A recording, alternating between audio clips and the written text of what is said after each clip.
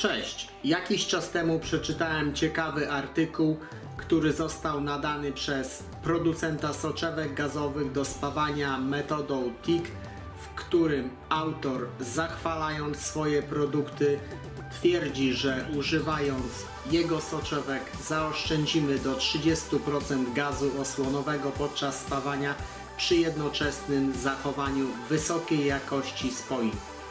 Z mojego punktu widzenia było to troszeczkę naciągane, natomiast faktem jest, że jeśli używamy soczewek rozprowadzających gaz podczas spawania metodą TIG, to doprowadzamy go w miejsce, w którym on się powinien znajdować podczas spawania. W ostatnim czasie skontaktował się ze mną jeden z przedstawicieli firmy Banggood, którzy zajmują się sprzedażą wysyłkową produktów pochodzenia chińskiego i który zaproponował mi testowanie ich produktów na moim kanale. Oczywiście zdecydowałem się skorzystać z tej propozycji przynajmniej próbnie, a tym bardziej, że produkty, które zamówię na potrzeby testów, otrzymam bezpłatnie. Jednym z pierwszych zamówień, które dokonałem u nich, to co właśnie prezentuję.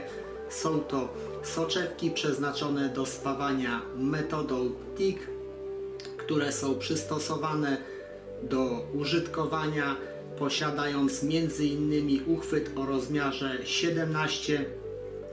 W zestawie, który zamówiłem, znajduje się 3 komplety, jeśli chodzi o szczegóły, i jeśli ktoś jest im zainteresowany, to zapraszam do odwiedzenia linku bezpośredniego do produktu, który udostępniłem pod filmikiem.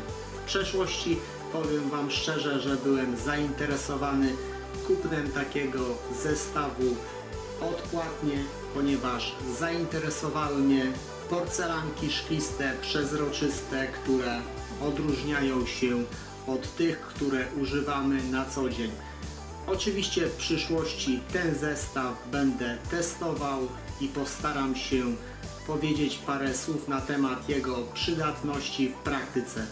Dzięki za uwagę i do zobaczenia wkrótce. Cześć!